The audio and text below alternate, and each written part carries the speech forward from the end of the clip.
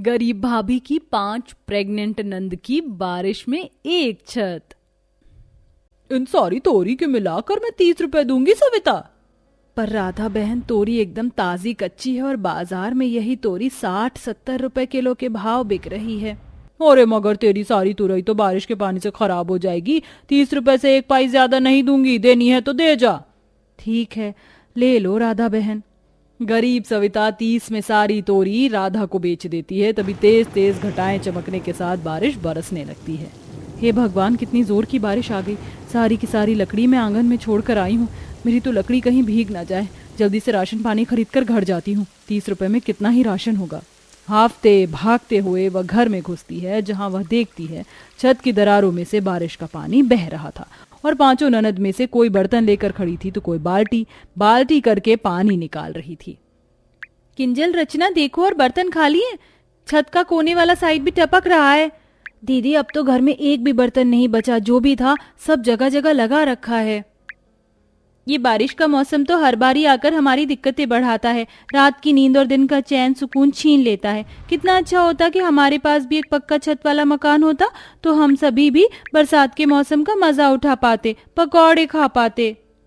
अपनी 5 गरीब ननद की ख्वाहिश सुनकर सविता को दुख लगता है। वह दिल में गम को छुपाते हुए 5 की खातिर मुस्कुरा कर कहती है, मेरी 5 लाडली ननद, क्यों परेशान हो रही हो? लाओ, मैं सूप सटाक से पानी सुखा देती हूँ। भाभी, आप अकेले कितना करेंगी? हम भी साथ में करवाते हैं। कुछ देर में ननद भाभी घर में सारा बारिश का पानी निकाल देती हैं। तब तक बारिश भी धीमी हो जाती है। तुम 5 का पकौड़े खाने का मन था ना? मैं बनाती हूँ। नहीं भाभी, रहने दीजिए। वैसे भी जब से भैया कोमा में है, आप कितने दुख मुसीबत से हमारा पेट भरवा रही हैं। क्या हम नहीं देखते? नीतू की बात सुनकर सविता दिल से रोते हुए कहती है, हाँ तो थोड़े दिन की मेहमान हो तुम 5, फिर तो ससुराल चली जाओगी तो मिलने जुलने थोड़ी ना आओगी। अपनी गरीब भाभी के इस टपकते छत वाली झोपड़ी में महलों वाली हो जाओगी 5। भाभी, ऐसा मत कहिए। वैसे भी बाबुल का घर तो छोड़ी नहीं छूटता। आपके सिवा हम 5 का है ही कौन? माँ बाबा बचपन में गुजर गए और अब भैया हमें सुनते नहीं। आप ही हमारी माता पिता भाई सब हैं। भाभी होते हुए सविता का नाता अपनी 5 ननद से बेटी के तरह था। उनकी शादी सविता ने एक बहुत अच्छा घर देखकर अपनी 5 ननद की शादी जयंती के 5 बेटों से तय की थी। सावन के शुभ महीने में निकले हुए मुहूर्त में सविता बारिश में उनकी विदाई करवाती है। ससुराल जाते हुए 5 अपनी भाभी के गले लग के बहुत रोती हैं। भाभी, आपकी बहुत याद आएगी। मैं भी तुम सबको बहुत याद करूंगी। जाओ, सुखी से रहना और अब अपनी भाभी के घर 5 गोद भर कर ही आना। अरे बहुओं, चलो भी, मिलना जुलना हो गया हो तो। जी माँ जी। कुछ ही देर में गाड़ी एक झुग्गी में आकर रुकती है, जहाँ बारिश के चलते हर तरफ कीचड़ कीचड़ था और उनके घर के आगे गंदे नाले का पानी बह रहा था। बस बस भाई, इसी वाले घर के आगे रोक दे। आगे कहाँ ले जा रहा है? आओ बहुओं। अरे भाई उतरो भी, यही तुम्हारा ससुराल है। ससुराल देखकर 5 चौंक जाती है और किंजल सवाल उठाती है, माँ जी, जब हमारी भाभी घर देखने आई थी तो आपने बंगला कोठी का घर दिखाया था, फिर यहाँ क्यों रह रही हैं? आपने हमारी भाभी और हमारे साथ धोखा किया। किस बात का धोखा? तुमको कोई करोड़पति शादी करके थोड़ी ले जाता। इतना था तो तुम्हारी गरीब भाभी के पास। बोलो, अब क्यों चुप हो? असल में जयंती के 5 बेटे अय्याश और पियक्कड़ थे, इसलिए उनकी शादी नहीं हो पा रही थी। तभी जयंती ने और किसी का घर दिखाकर शादी कराई थी। भाभी ने कितनी दिक्कतों से हमारी शादी करवाई। अब हम लौटकर उनकी दुख परेशानी बढ़ाने नहीं जाएंगे। जो भी है, यही हमारा ससुराल है। 5 उस शादी को अपनी किस्मत समझकर हालातों से समझौता कर लेती हैं। गुजरते टाइम के साथ 5 गर्भवती हो जाती हैं, मगर ऐसे में भी उन्हें खाने पीने की किल्लत में जूझना पड़ता है। केवल 4 ही रोटी है और हम खाने वाली 5, सब्जी भी नहीं है। कोई नहीं, 1-2 मिर्च हैं, चलो नमक मिर्च से खा लेते हैं ऐसे ही। 5 जैसे ही निवाला तोड़ती हैं, तभी जयंती उनके आगे से थाली छीन लेती है। माँ जी, आपने खाना क्यों छीन लिया? हमको भूख लगी है, खाने दीजिए ना। जब से गर्भवती हुई हो तुम 5 सारा राशन पानी ठूस गई। अब मेरे अंदर तुम्हें खिलाने की ताकत नहीं है। चलो उठाओ पोटली और जाओ अपनी भाभी के घर, वहीं बच्चा करवा के आना। वैसे भी पहला बच्चा करने का जिम्मा मायके वालों का होता है। अपना पल्लू झाड़ते हुए जयंती बेचारी 5 प्रेग्नेंट ननद को बारिश में धक्का देकर बाहर निकाल देती है। 5 रोते हुए अपनी भाभी के दरवाजे पर आती हैं, जहां छत टपकने की दुविधा अभी तक वैसे ही बनी हुई थी। हे भगवान, ये छत तो एकदम झरने की तरह बह रही है, पानी खत्म ही नहीं हो रहा। आज पांचों की बहुत याद आ रही है, कैसे बारिश में मदद कराती थी। सविता भाभी, अपनी पांचों प्रेग्नेंट ननद को दरवाजे पर देखकर उस गरीब भाभी की आंखों में आंसू उमड़ आते हैं। अरे रेखा, रचना, कविता, किंजल, नीतू, बड़ी लंबी उम्र है तुम पांचों की, तुम्हें याद कर रही थी मैं। और ससुराल में खुश तो हो, नंदोई जी नहीं आए? चुप क्यों हो तुम पांचों, मेरा दिल बैठा जा रहा है। पांचों रो रो कर सारी बात बताती हैं। सब जानकर सविता बहुत रोती है। ऐसी हालत में मेरी पांचों ननद को कितना दुख झेलना पड़ा। अब मैं तुम पांचों को उस नरक में नहीं जाने दूंगी, तुम मेरे पास रहोगी। आओ, अंदर आओ। पांचों प्रेग्नेंट ननद अंदर आती हैं, जहां पानी भरा होता है। छत की दशा बहुत बुरी होती है।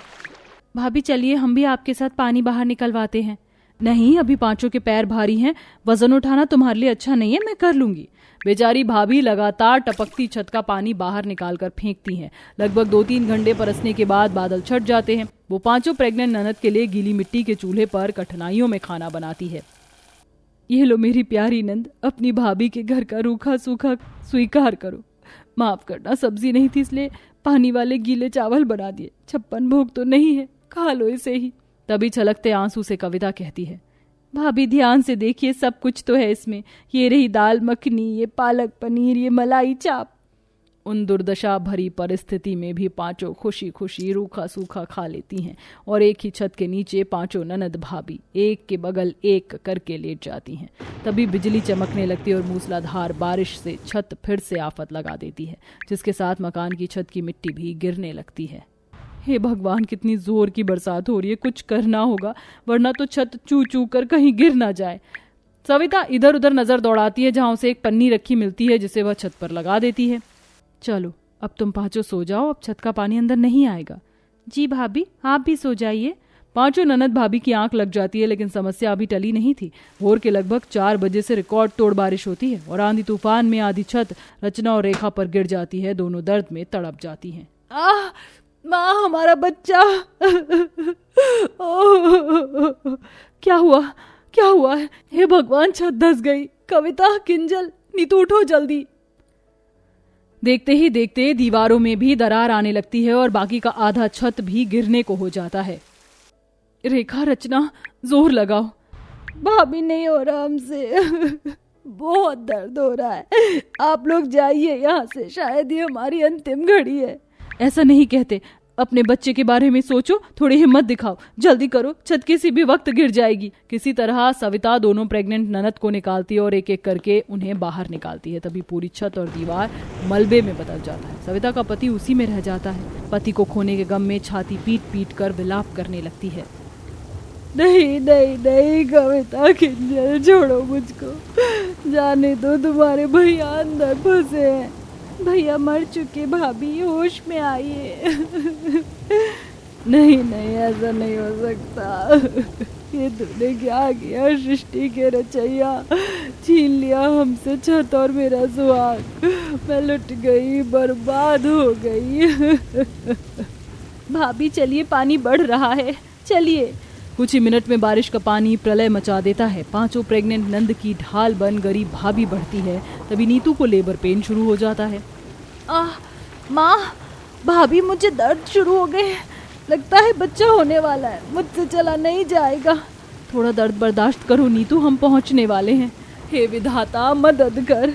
तभी सविता पानी में बहते जाते एक ठेला देखती है।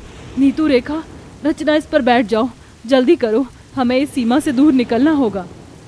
तीनों ठेली में बैठ जाती हैं और बारिश में भीगते हुए वह ठेली खींचने लगती है, जहां बाढ़ के पानी में गरीब भाभी के पैर छन्नी छन्नी हो जाते हैं।